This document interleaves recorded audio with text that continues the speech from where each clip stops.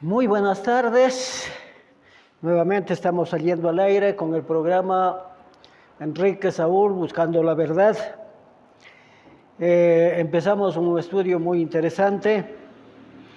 El título es ¿Cómo se identifica a la iglesia de la Biblia? O es decir, la iglesia de Cristo. Habíamos ya visto algunos pasajes, ¿no? Hoy vamos a ver lo que la iglesia del Señor se diferencia del resto de las llamadas iglesias, porque prácticamente da a veces algo hasta desesperación, ¿no? Hay personas que se toman el nombre de nuestro Señor, que la iglesia es la verdadera. La única manera, decía en el programa anterior, es poniendo a la luz de la palabra de Dios. Bueno, vamos a ver la primera diferencia, ¿no? La iglesia de Cristo no cobra el diezmo. Este punto quizá a pocos les agrade, ¿no? Y pueden preguntarse, entonces si no cobran el diezmo, ¿de qué viven los que están al frente? Yo, gracias a Dios,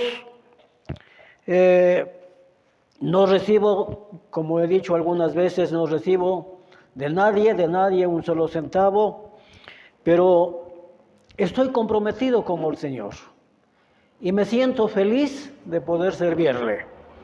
Bueno, ¿por qué no se cobra la iglesia de Cristo? ¿Por qué no cobra el diezmo? Simple y llanamente porque el diezmo fue dado exclusivamente para el pueblo de Israel y concretamente para una tribu, la tribu de Leví. Entonces, nosotros estamos viendo y vamos a demostrar a través de la palabra del Señor que esta ley prácticamente dejó de estar vigente hasta el día de hoy o este año, 3.522 años. Pero hay gente que han hecho de su manera de vivir, cobran el diezmo y vaya que les va muy bien, pues no, porque se les ve con todos, que viven con todos los lujos, mientras los pobres peligreses aún se han endeudado por poder pagar ese diezmo que según les enseñaron, si no pagan le están robando a Dios. Y eso es una mentira prácticamente, ya hemos tocado aquí este punto, ¿no? Vamos a ver primeramente la ley de Moisés, ¿para quién fue dada? No fue dada para todo el ser humano. Para ese entonces, cuando se dio la ley, unos 2.500 años después de la creación, dice clarito la palabra de Dios, pues, ¿no? En Deuteronomio, el capítulo 5, 1 al 3. Dice, llamó Moisés a todo Israel, y les dijo, oye Israel, los estatutos y decretos que yo pronuncio hoy en vuestros oídos, aprendedlos, guardadlos para ponerlos por obra. Es muy fácil darse de cuenta que esta porción que acabo de leer, este versículo, está dirigido solamente a un pueblo en particular. Y ese pueblo fue en la antigüedad el pueblo favorito de Dios. Pero realmente no lograron ellos los objetivos por su desobediencia y cayeron de la gracia de Dios. Pero esa caída se llevó a cabo ya cuando nuestro Señor Jesucristo estuvo aquí en su ministerio terrenal, volvió de donde bajó, es decir, del cielo, y unos tantos años, unos 30 y pico de años, concretando en el año 70, el pueblo de Israel llegaba a su fin como pueblo, como nación, como economía inclusive, y dejó de ser el pueblo favorito de Dios. Pero a donde quiero concretarme es aquí, dice, llamó Moisés a todo Israel y les dijo: oye Israel, los estatutos y decretos que yo pronuncio hoy en vuestros oídos, aprendedlos y guardarlos para ponerlos por obra. Eso es lo que siempre ha pedido. Poner por obra significa obedecer, guardar la palabra del Señor, hacerla, obedecerla. El 2. Jehová nuestro Dios hizo pacto con nosotros en Horeb. Es decir, Horeb es la cadena montañosa, y les dio en el monte Sinaí. Es como que si dijéramos aquí la cadena montañosa de los Andes, pero la batalla de Pichincha, por decir algo, no, se logró en este volcán, en las faldas de este volcán. Entonces nosotros estamos viendo, dice, Dios hizo pacto con nosotros en Horeb. Cuando dice nosotros, no es todo el mundo, es exclusivamente el pueblo de Israel. Y el versículo 3 todavía nos aclara aún más. No con nuestros padres hizo Jehová este pacto, sino con nosotros, todos los que estamos aquí hoy vivos. ¿Por qué se da esta porción? Porque cuando Israel salió de Egipto, salieron más o menos unos 650,000 personas, pero contados de 20 años arriba. No contaron los niños, los ancianos, ni cosa parecida. Pero a este pueblo Israel le preocupaba es de los niños. Y fueron ellos los que llegaron acá, a donde Dios promulgó la ley. ¿Qué pasó con el resto? Todos cayeron en el desierto porque vagaron 40 años por su desobediencia. Y por eso dice aquí, no con nuestros padres hizo. ¿Cómo iba a poder hacer Dios con las personas que habían muerto? No, de ninguna manera, ¿no es cierto? Sino con nosotros todos los que estamos aquí hoy vivos. Es decir, con el pueblo de Israel, que cuando salió de Egipto fueron niños, fueron quizá adolescentes, pero acá ya eran hombres completos, porque solo en el desierto vagaron 40 años. Entonces, alrededor de estas personas, la edad estaba entre 45 y más arriba. Con todos ellos hace ese pacto. Ahora, vamos especificando, vamos a comprobar, yo decía, la cadena montañosa. Horeb es la cadena montañosa. Vamos a Malaquías 4:4, que es allí donde da la ley. Dice: acordaos de la ley de Moisés, mi siervo, al cual encargué en Horeb ordenanzas y leyes para todo Israel. No dice pues para el resto de los pueblos, solamente para el pueblo de Israel. Por ejemplo, aquí tenemos nuestros vecinos, Colombia al norte, Perú al sur. Las leyes de allá, ¿qué nos puede a nosotros interesar? No podemos, pues si tenemos un problema aquí, nosotros nos defenderemos con la ley aquí, ¿verdad? Mas no con las leyes de los vecinos. En este caso Colombia y Perú, por decir algo. Entonces, así fue en ese entonces, la ley exclusivamente para el pueblo de Israel, para nadie más. Pero ¿qué hacen los cobradores del diezmo? Se amparan en esto y vamos cobrando el diezmo. Primeramente, no son israelitas. Segundo, si no son israelitas, no son tampoco de la tribu de Leví. No son.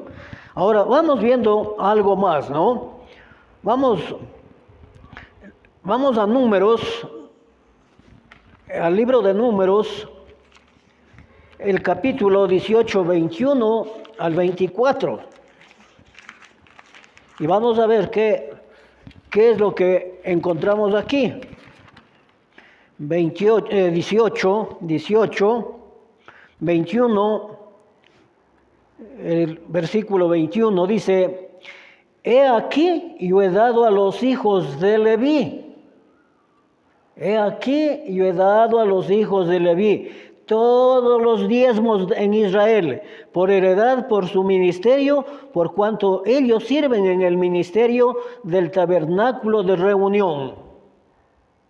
Fíjense qué diferencia, ¿no? Allá había el tabernáculo de reunión.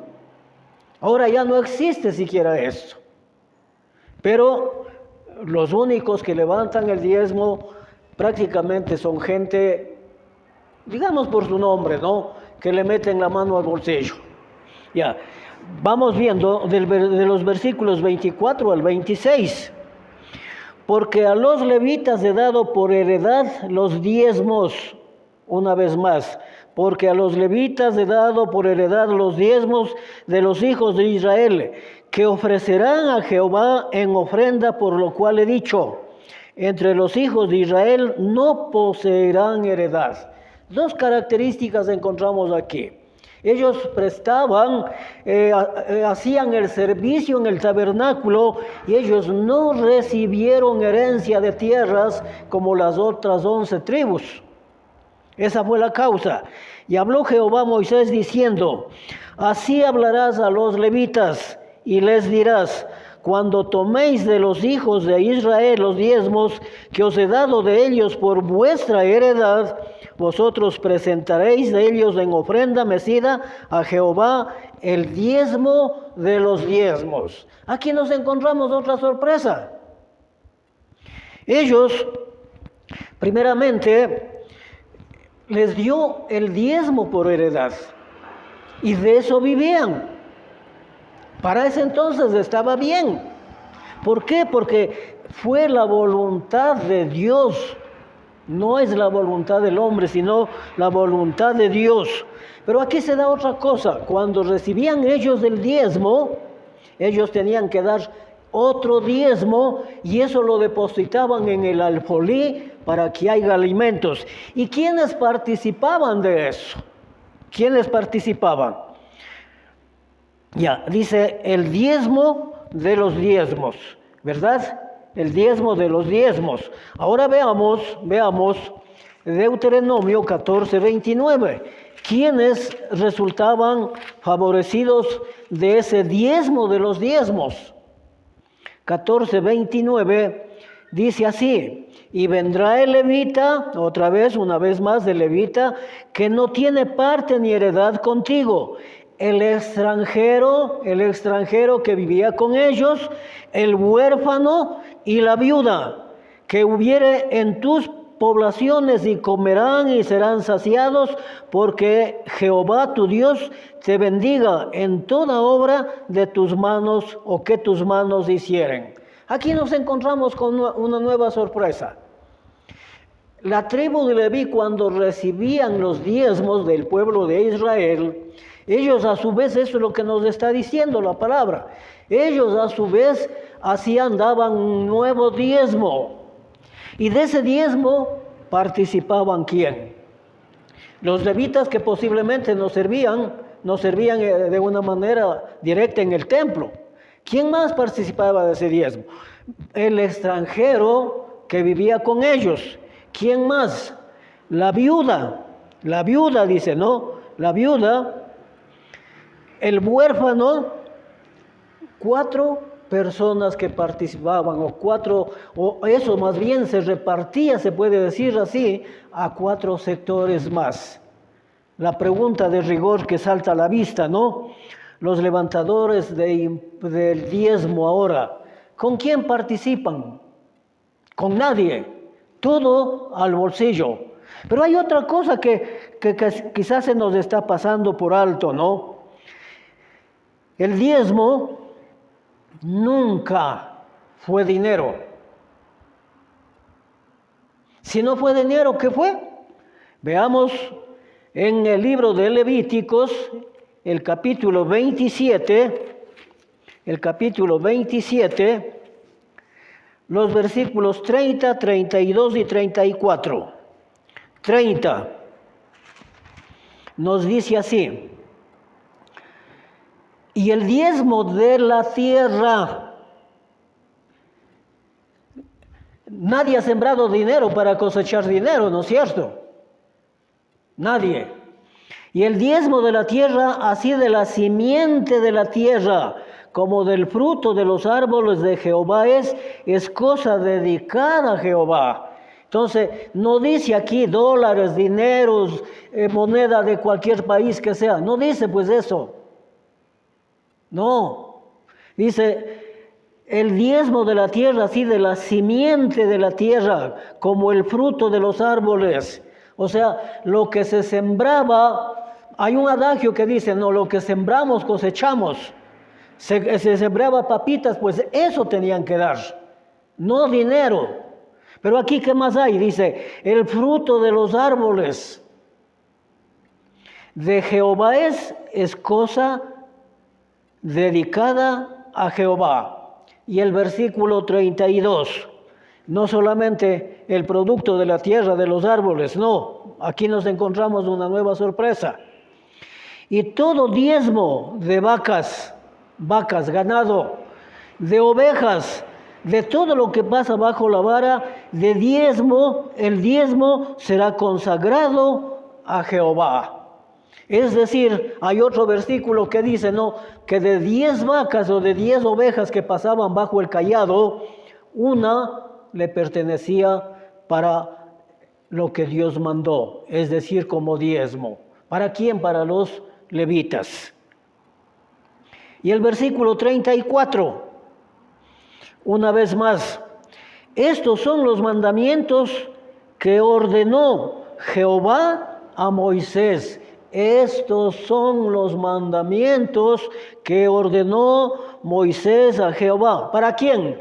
Para los hijos de Israel. Para los hijos de Israel. No dice para todo mundo. En el monte Sinaí.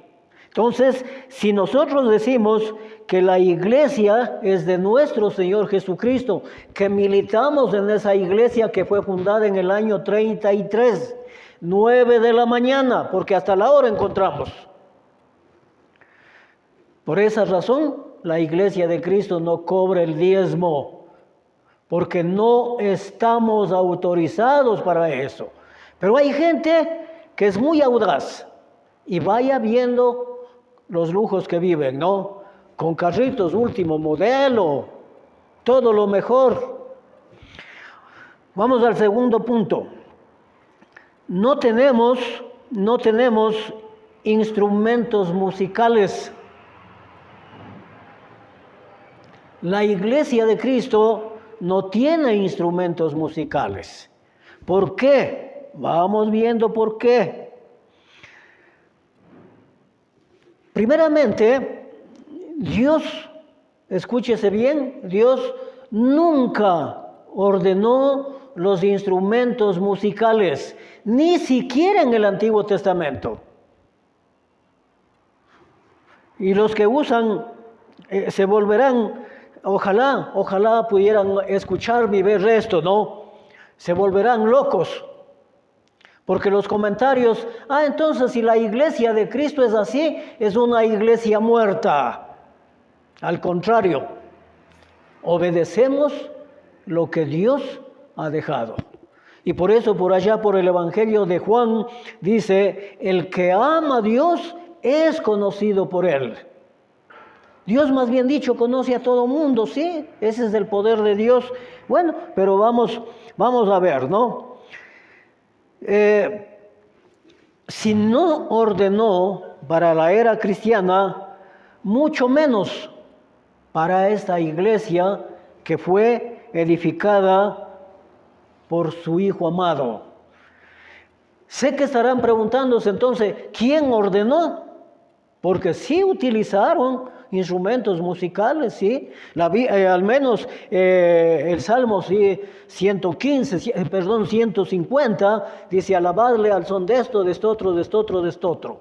Pero nosotros vamos a la raíz, vamos a ver quién fue el que ordenó los instrumentos musicales.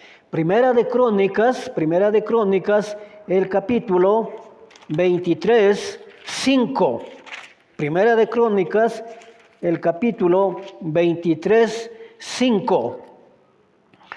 Además, Además dice, ¿no? Distribución de los deberes de los levitas. Esto lo hizo David. Ya les dije el nombre. Además dice, 4,000 porteros y 4,000 para alabar a Jehová, dijo David, con los instrumentos que he hecho para tributar alabanzas. Entonces aquí ya tenemos la pista, ¿no? Los instrumentos musicales fueron prácticamente incluidos por David. La pregunta, David fue un hombre de Dios, nadie desconoce eso, pero ¿tendrá David o tuvo David el mismo poder de Dios? Ni siquiera pensar, pues, ¿no es cierto? Entonces, vamos viendo, vamos a la cita de Amós,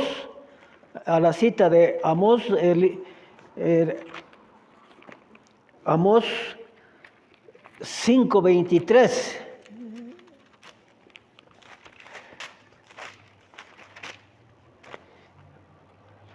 Aquí vamos a ver con más claridad todavía que fue David el que ordenó. Veamos 5:23 que dice, pero pongámosle atención, ¿no? Dice, fíjense, quita de mí la multitud de tus cantares. La palabra de Dios dice así, ¿no? Quita de mí la multitud de tus cantares, pues no escucharé las salmodias, no escucharé, dice Dios, no escucharé las salmodias de tus instrumentos. Y ahora estamos viendo y vamos un poquito, vamos al capítulo 6, el versículo 5. Nosotros nunca hemos tenido instrumentos, pero sí uno se siente algo dentro, porque fíjese en el versículo, el versículo 6:5, capítulo 6, en el mismo libro, el versículo 5 dice, fíjese, gorjean al son de la flauta, y aquí está el inventor de los instrumentos, e inventan instrumentos musicales como David. Más claro de eso, no creo que pueda haber, ¿no? Y supuestamente, porque con el Salmo 150, los quienes defienden la música capa y espada, yo alguna vez con una persona que era muy amiga, él defendía, le dije, bueno, yo acepto que sea así. Pero ¿en dónde están pues los instrumentos mencionados allí? Címbalos resonantes y un poco de cosas. Si hubiese mandado Jehová Dios, deberían de tener esos instrumentos, pero gracias a Dios mismo que Él no lo ordenó. Él no ordenó. Ha sido aquí clarito una vez más, gorjean al son de la flauta e inventan instrumentos musicales como David. Bueno, si es que eso no queremos entender, no entenderemos nunca las cosas que Dios ha dejado. Entonces, hoy en la actualidad nosotros, ¿qué hacemos? Veamos en 1 Corintios el capítulo 14,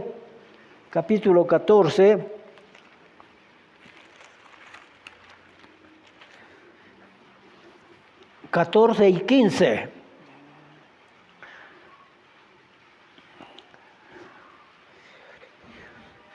Dice, porque si yo oro en lengua desconocida, mi espíritu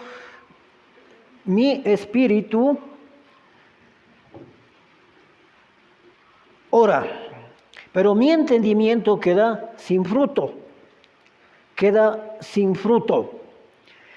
¿Qué pues? Fíjense, modelo de la oración, modelo sobre la música. ¿Qué pues? Oraré con el espíritu, pero también oraré con el entendimiento. Cantaré con el espíritu, pero también con el entendimiento. Aquí, si la palabra de Dios dijera, cantaré y tocaré, alabar con instrumentos musicales son dos acciones. tocar los instrumentos y cantar. Pero aquí, ¿qué está diciendo? Cantaré. Una sola acción. Entonces, esa es la razón por la cual nosotros no tenemos instrumentos musicales. Vamos a Colosenses 3:16. Alguien dirá, por ejemplo, no en el Nuevo Testamento si hay instrumentos musicales.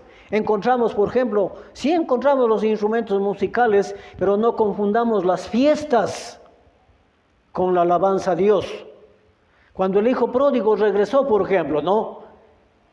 El hijo pródigo, en honor a él les hicieron fiesta y tocaban instrumentos, pero qué diferente es hacer en la alabanza. 3:16, ¿qué dice? La palabra de Cristo mora en abundancia en vosotros, enseñándoos y exhortándoos unos a otros en toda sabiduría, cantando con gracia en vuestros corazones al Señor, con salmos, con himnos y cánticos espirituales. ¿Es donde encontramos los instrumentos musicales para la alabanza a Dios? De ninguna manera, no existen. Y vamos a Hebreos 13:15. Hebreos 13:15. ¿Qué es lo que nos dice aquí? Así que ofrezcamos siempre a Dios por medio de Él, es decir, por medio de Jesucristo, sacrificio de alabanza, es decir, fruto de labios que confiesen su nombre. Textos más claros no puede pues haber, de tal manera que no debe de haber excusa. Vamos un textito más en Isaías, ¿no? En el Antiguo Testamento, Isaías, el capítulo 5, 12 al 14. ¿Qué nos dice? Dice, por eso se ensanchó su interior el Seol. Por eso se ensanchó su interior el Seol. Y sin medida extendió su boca, y allá descenderá la gloria de ellos, y su multitud, y su fausto, y el que en él se regocijaba. Y el hombre será humillado, y el varón será batido, y serán bajados los ojos altivos, 12 al 14. En sus banquetes, lo que decía, ¿no? En sus banquetes hay arpas, vihuelas, tamboriles, flautas y vino, y no miran la obra de Jehová, ni consideran la obra de sus manos. Por tanto, mi pueblo fue llevado cautivo, porque no tuvo conocimiento de su gloria, pereció de hambre, y su multitud se secó de sed. Entonces, fíjense, y lo que leí, allá dice que van a ir, por eso, por estos banquetes, con estas fiestas que hacían. Puede estar bien, o pudo estar bien, pero no es lo mismo una alabanza a Dios. ¿Y a dónde fueron a parar estos señores que de esto? Por eso ensanchó su interior el Seol. ¿Y qué es el Seol? Es el lugar de las almas de todos los muertos. En el Nuevo Testamento conocido como el Hades. Y sin medida extendió su boca, y allá descenderá la gloria de ellos, la gloria de los cánticos, de los diezmos, de todo eso, ¿no? Y su multitud y su fausto, y el que en él regocijaba. Y en el hombre será humillado, y el varón será batido, y serán bajados los ojos de los altivos. Pero no es de culpar solamente a los inventores de los diezmos, de los instrumentos musicales, ¿no? Sino también a los quienes con ellos se reúnen. Porque es deber de comprobar estas cosas, si es que las cosas son así o no. Y aquí tenemos nosotros un ejemplo para terminar por el día de hoy. Dice: inmediatamente los hermanos enviaron de noche a Pablo y a Silas hasta Berea, y ellos, habiendo llegado, entraron en la sinagoga de los judíos, y estos eran más nobles de los que estaban en Tesalónica, pues recibiendo la palabra con toda solicitud, escudriñando cada día las Escrituras para ver si estas cosas eran así. ¿Qué lección podemos sacar de aquí? Si a mí me vienen a cobrar el diezmo, tengo que comprobar con la palabra de Dios si debo o no debo pagar. Pero ¿qué hacen los señores feligreses? Lo que el pastorcito diga. Nunca se han puesto a pensar lo que Jehová Dios diga. Bueno, por esta tarde continuaremos. Hay unos 4 puntos más. Continuaremos en los próximos programas. Muchísimas gracias.